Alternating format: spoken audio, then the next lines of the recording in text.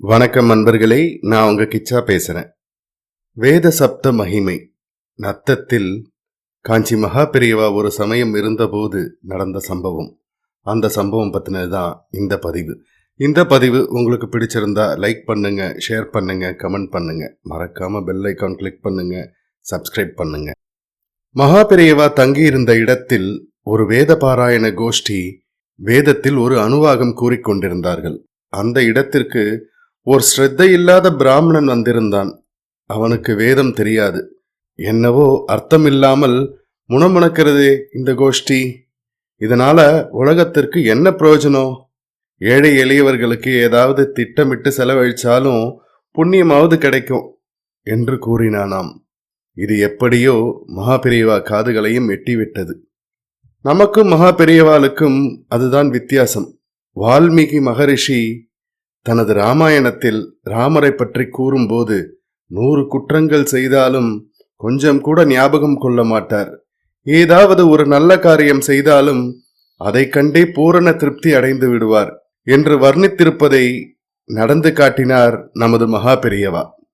அன்று மாலை பூஜா காலத்திற்கு பிறகு மகா பெரியவா அருள்வாக்கு கூற அமர்ந்தார்.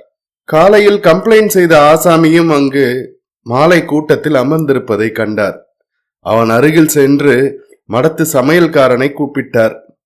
அந்த பிராமணனுக்கு பகல் சாப்பாடு நன்றாக இல்லையாம். ராத்திரி கொஞ்சம் ஸ்பெஷலாக கவனித்துக்கொள் என்று கூறினார் மகா பெரியவா. அந்த சமையல்காரன் இந்த பிராமணனை பார்த்து முணுமுணுத்துக் கொண்டே போனான். இந்த பிராமணனுக்கு படுகோபம் வந்துவிட்டது. சுவாமி, பார்த்தேலா, என்னமோ முணுமுணுத்துக் கொண்டே போகிறானே, பார்த்தேலா என்றார் அந்த பிராமணன். நம் நடமாடும் தெய்வம் புன்முறுவலோடு கேட்கிறார், அவன் என்ன முணுமுணுத்தான் என்று தெரியுமா?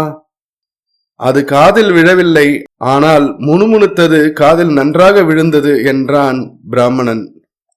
அவன் என்ன சொன்னான் என்று புரியாத முணுமுணுப்புக்கு அது என்ன வார்த்தை, யாரை பற்றி என்று தெரியாமல் இருக்கும்போது அந்த முணுமுணுப்பு சப்தம் உன்னிடம் ஒரு ரியாக்ஷனை ஏற்படுத்துமானால் வழி வழியாக பரம்பரையாக வந்த வேத முணுமுணுப்பு அந்த அட்மாஸ்பியரில் எத்தகைய உயர்ந்த ரியாக்ஷனை ஏற்படுத்தும் என்பது உனக்கு காலையில் ஞாபகமில்லை போலிருக்கு என்று சொன்னார் மகா பெரியவா. சப்தத்திற்கும் வேத சப்தத்திற்கும் உள்ள மதிப்பை மகா பெரியவா சொல்கிற மாதிரி யார் நமக்கு மனதில் பதியும்படி சொல்ல முடிய போகிறது? அந்த பிராமணன் வேத அத்தியான கோஷ்டியை இகழ்ந்ததற்கு மகா பெரியவா அசூயப்படவில்லை. ஸ்ரீமடத்தில் தனது சன்னிதானம் இருக்கும் இடத்தில் காலை வைத்துவிட்ட அந்த புண்ணியத்திற்காக அவன் வேத கோஷ்டியை இழந்த பாபத்தை மறந்துவிட்டு ஒரு சிறிதும் கோபம் படாமல் வெறுப்போ கொள்ளாமல் அவனுக்கும் அவனை வியாஜமாக லோகத்தினருக்கும் ஞானம் அனுகிரகம் பண்ணுவது இருக்கிறதே, அதுதான் தெய்வீகம் என்பதற்கு லட்சணம். அந்த மகா பெரியவாளின் பாததூளி பாக்கியம் எத்தனை உயர்ந்ததாக இருக்கும் என்று கூறவும் வேண்டுமா என்ன?